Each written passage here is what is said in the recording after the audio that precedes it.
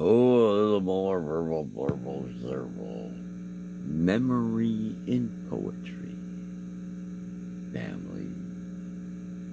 For I was a young chap, and so was my brother. His name was Leonard William. He was my brother. And me and him and 12 other family members were at a farmhouse somewhere. What time was that? It wasn't November. But when we were there, the parents weren't aware because they just weren't there. And 14 children in a world of fun. They played hide and seek. But one of them had a plan.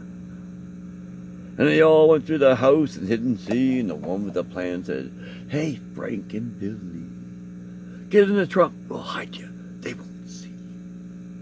And 2 little boys dropped in that trunk, don't you see?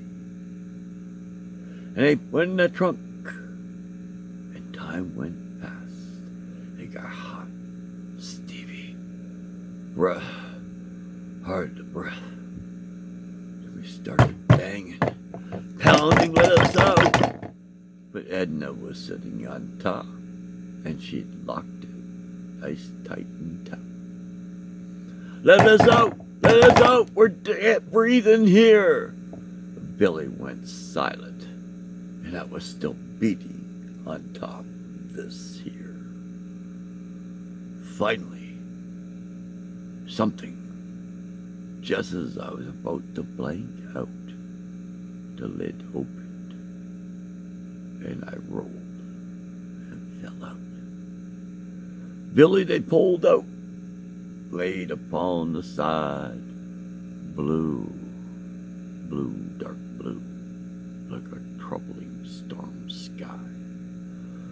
And there I was, dripping with sweat, almost done to my very last breath. I stood up finally after watching the 3 of you, 3 little children standing over Billy's body, blue. Oh, they were young. They were 4 or 5. They were 2.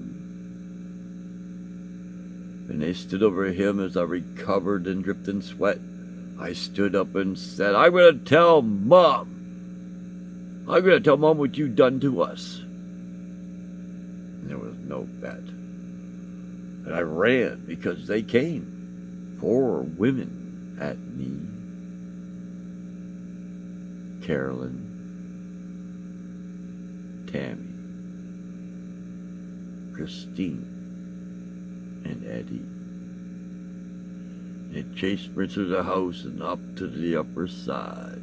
They chased me and cornered me in the second hide. And at the banister where I was trapped, I said, "I'm still going to tell Mum." My sister pushed me by the shoulder to my death. And they all screamed when I plumped upon a steel grate, a furnace air intake.